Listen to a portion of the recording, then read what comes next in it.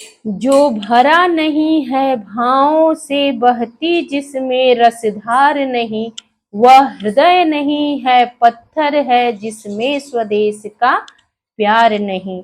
नमस्कार मेरे प्यारे बच्चों, PNS memorial school online classes में मैं पूजा सिंह आपका हार्दिक स्वागत करती हूँ। बच्चों, आज हम लोग अध्याय 7 पढ़ेंगे क्लास 10th के हिंदी का, जिसका शीर्षक है स्वदेश प्रेम और इसके रचयिता हैं पंडित राम नरेश त्रिपाठी। बच्चों, ये रचयिता शब्द आपको पता होगा कि रचयिता जो शब्द आता है वो काव्य की सर्जना की जाती है, वह हृदय से प्रसूत होता है, वह लिखा नहीं जाता है। इसलिए हम सृजनकर्ता या रचयिता शब्द का प्रयोग करते हैं। इस अध्याय में बच्चों 8 चरण हैं, 8 लाइनों के 8 चरण हैं जिसका हम अध्ययन करेंगे। उसके पहले चरण को हम देखेंगे और इसमें जो भाषा है वो खड़ी बोली है। बच्चों, भाषा जो होता है, इसका भाषा का बहुत योगदान होता है हमारे और आपके ज्ञान में। विषय कितना ही अच्छा क्यों न हो, अगर हमें ज्ञात नहीं होती, भाषा हमें अगर ज्ञात नहीं होती तो विषय बहुत दुरूह हो जाता है। बच्चों, इस अध्याय का मूल भाव आज हम लोग जान लेते हैं, उसके बाद इसका वाचन करेंगे, फिर कठिन शब्दों को देखेंगे, फिर संदर्भ प्रसंग व्याख्या करेंगे। इस पाठ का मूल भाव जान लो कि कवि ने पूर्वजों का यशोगान करते हुए भारत के गौरवशाली अतीत की झांकी प्रस्तुत की है, हिमालय के महत्व और सौंदर्य को दर्शाया है, पूर्वजों की गौरव गाथा का सजीव और अलंकारिक वर्णन किया गया है, मानव मात्र को मातृभूमि से स्वाभाविक प्रेम होता है यह दर्शाया गया है, जनता से स्वदेश प्रेम का आग्रह किया गया है, स्वाभिमान की शिक्षा दी गई है, देश के लिए सर्वस्व त्याग की बात कही गई है, देश प्रेम के लिए त्याग बलिदान की भावना आवश्यक है बताया गया है। अब हम लोग वाचन करते हैं। बच्चों, वाचन बहुत ही जरूरी होता है। साहित्य में वाचन बहुत जरूरी होता है, क्योंकि यही लाइनें 2 तरीके से पढ़ी जाती हैं। एक पढ़ा जाएगा कि अतुलनीय जिसके प्रताप का साक्षी है प्रत्यक्ष दिवाकर, घूम घूम कर देख चुका जिनकी निर्मल कीर्ति निशाकर, देख चुके हैं जिनका वैभव ये नभ के अनंत तारागढ़, अगणित बार सुन चुका है नभ जिनका विजय घोष रण गर्जन। एक ये सामान्य हो गया, ठीक। और छंद विधान से वही पंक्तियां जब पढ़ी जाएंगी तो लय के साथ पढ़ी जाएंगी, और उसके बाद ये गेय होती हैं, गेय पद कहे जाते हैं, और गेय पद होने के कारण ये कर्ण प्रिय होने के साथ साथ हमारे और आपके मानस पर, अंतर मन पर एक प्रभाव छोड़ती हैं और स्वतः ही स्मृति पटल पर अंकित होने लगता है। देखो बच्चों, साधारण तो मैंने पढ़ के सुना दिया, इसका छंद विधान से पढ़ेंगे। अतुलनीय जिनके प्रताप का साक्षी है प्रत्यक्ष दिवाकर, घूम घूम कर देख चुका है जिनकी निर्मल कीर्ति निशाकर, देख चुके हैं जिनका वैभव वे नभ के अनंत तारागढ़, अगणित बार सुन चुका है नभ जिनका विजय घोष रण गर्जन। दोनों वाचन में आप लोग को बहुत अंतर दिखा होगा। अब बहुत सारे बच्चे क्लास 9th के 10th के गेय पद पूछते हैं, छंद पूछते हैं, तो यही अंतर होता है। छंद के साथ पढ़ेंगे तो ऐसे पढ़ेंगे लय, गति, यति, तुक के साथ, और साधारण से पढ़ेंगे तो वो पहले मैंने आपको पढ़ के सुना दिए। और ये जो स्वदेश प्रेम है, इसमें आपको पाठ का मूल भाव भी बता दिए। अब चलिए इस लाइन में जो शब्द अर्थ है पहले उसको लिख लेते हैं। इसको आप लोग लिख लीजिएगा। अतुलनीय, अतुलनीय मतलब जिसकी तुलना न की जाए, की जा सके। साक्षी मतलब प्रत्यक्ष दृष्टा, लिख लीजिएगा आप लोग कि साक्षी मतलब प्रत्यक्ष दृष्टा। दिवाकर सूर्य को कहा जाता है, निशाकर चंद्रमा, रणगर्जन युद्ध की गर्जना। ठीक है बच्चों ना। अब पंडित राम नरेश त्रिपाठी द्वारा रचित इस कविता के भाव को हम समझते हैं। इसमें पंडित राम नरेश त्रिपाठी जी कहते हैं, हमारे पूर्वजों का यशोगान करते हुए कहते हैं कि हमारा जो इतिहास है ना बहुत ही गौरवशाली है, अतुलनीय है, जिसकी तुलना नहीं की जा सकती, जिसके प्रताप का साक्षी है। और उसका साक्षी किसको बनाए हैं? प्रत्यक्ष दिवाकर सूर्य को बनाए, जो शुरू से ही सूर्य हैं और रहेंगे अंत तक। तो उनको प्रत्यक्ष दृष्टा बनाए हैं दिवाकर को, कि वो साक्षी हैं प्रताप का, हमारे पूर्वजों के प्रताप का। घूम घूम कर देख चुका है। घूम घूम कर मतलब चारों तरफ, यत्र तत्र सर्वत्र, घूम घूम कर देख चुका है क्या? कि जिनकी निर्मल कीर्ति निशाकर, उनकी कीर्ति यश को कौन देख चुका है? चंद्रमा।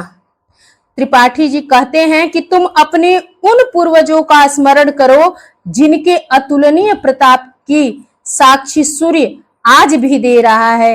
ये ही हमारे पूर्व पुरुष थे जिनकी धवल और स्वच्छ कीर्ति को चंद्रमा भी यत्र तत्र सर्वत्र घूम घूम कर देख चुका है। वे हमारे पूर्वज ऐसे थे, कैसे थे? कि देख चुके हैं जिनका वैभव ये नभ के अनंत तारागण। उनका जो वैभव था उसको कौन देख चुका है? ऐश्वर्य वैभव कौन देख चुका है? तारों का अनंत समूह बहुत पहले ही देखा जा चुका है। और ये नभ के अनंत तारागण अगणित बार सुन चुका है। नभ, अगणित मतलब अनगिनत बार क्या सुन चुका है? नभ, नभ आकाश क्या, जिनका विजय घोष रणगर्जन। विजय घोष और रणगर्जन। रणगर्जन कब होता है? जब युद्ध के पहले रणगर्जन होता है, युद्ध भेरी बजती है। और विजय घोष जब हमारी विजय हो जाती है तो विजय घोष जय जयकार होता है। इसलिए पूर्वजों की विजय घोषों और युद्ध गर्जनाओं को भी आकाश अनगिनत बार सुन चुका है। तात्पर्य यह है कि हमारे पूर्वजों के पवित्र चरित्र, प्रताप, यश, वैभव, युद्ध कौशल आदि सभी कुछ अद्भुत और अभूतपूर्व था। यहाँ पर बच्चों ना कवि ने पूर्वजों के गुण का गरिमामय गान किया है। और इसकी भाषा जो है संस्कृत शब्दों से युक्त साहित्यिक खड़ी बोली है, शैली भावात्मक। देखो भाव, हम भाव से कहाँ पहुंच गए? अपने पूर्वजों के पास। हमारे अंदर एक ओज वीर रस के साथ, हम भाव के साथ अपने पूर्वजों के अतुलनीय प्रताप के बारे में वर्णन कर रहे हैं, पढ़ रहे हैं, समझ रहे हैं। और इसमें छंद 16 मात्राओं वाला मात्रिक छंद है। और देखो अलंकार कौन कौन सा है? घूम घूम कर, ये पुनरुक्ति प्रकाश है। घूम घूम कर पुनरुक्ति प्रकाश है। और इसमें अनुप्रास भी है और रूपक भी है। ठीक बच्चों, अब हम लोग संदर्भ, प्रसंग और व्याख्या देख लेते हैं। संदर्भ क्या है? कि प्रस्तुत पद्यांश हमारी पाठ्य पुस्तक हिंदी के काव्य खंड में संकलित श्री राम नरेश त्रिपाठी द्वारा रचित स्वदेश प्रेम शीर्षक कविता से अवतरित है। यह कविता त्रिपाठी जी के काव्य संग्रह स्वप्न से ली गई है। प्रसंग क्या है? कि कवि ने इन पंक्तियों में भारत के गौरवपूर्ण अतीत की झांकी प्रस्तुत की है।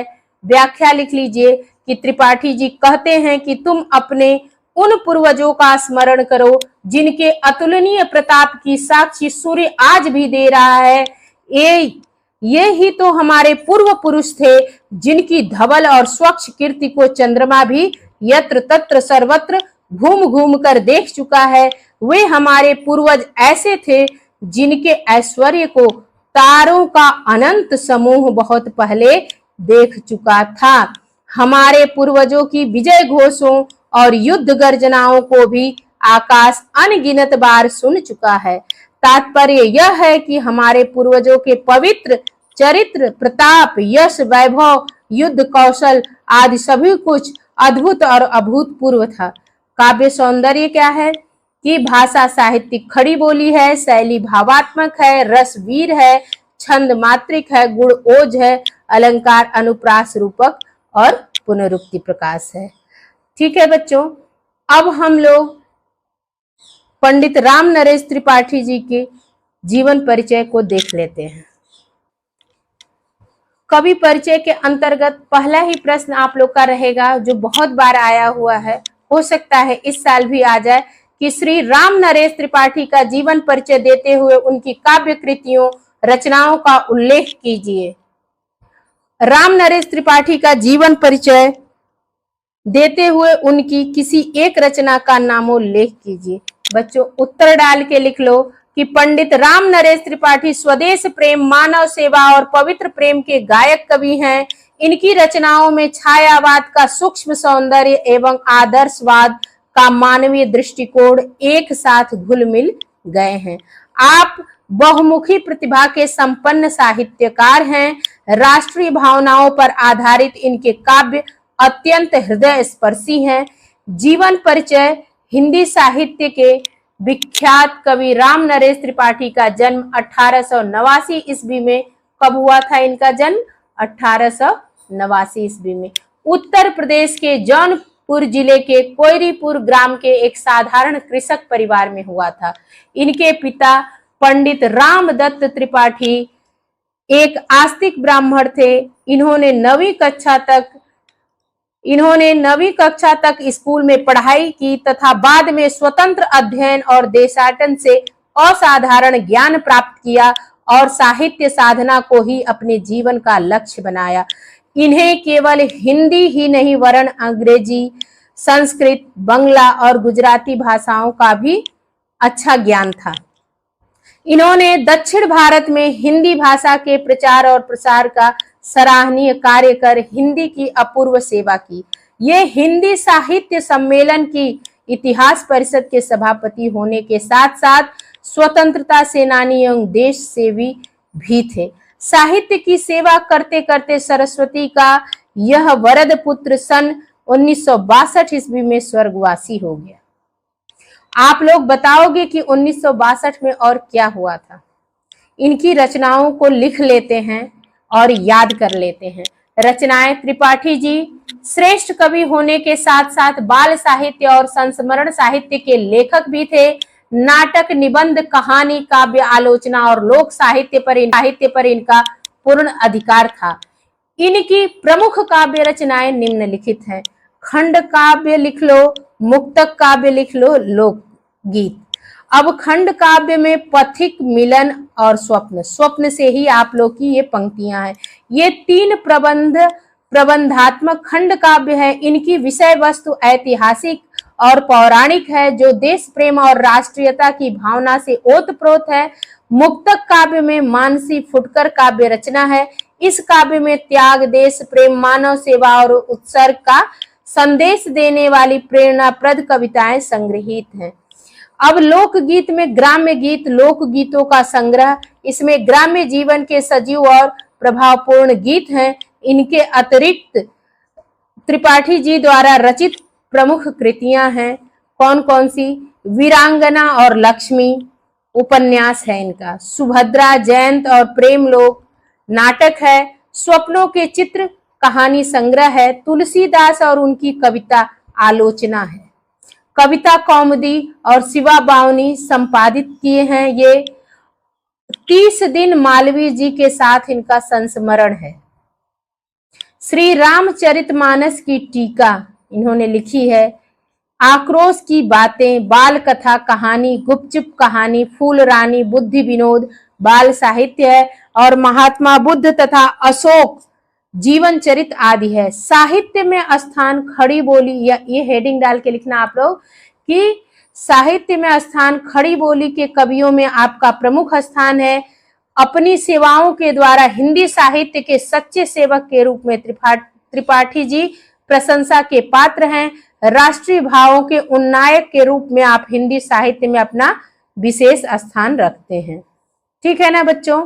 अब ये वीडियो हम लोग यहीं पे समाप्त करते हैं और आप लोग इस वीडियो को लाइक, शेयर और सब्सक्राइब करिए और पीएनएस मेमोरियल स्कूल 2006 चैनल को लाइक, शेयर, सब्सक्राइब करिए। धन्यवाद, धन्यवाद, धन्यवाद।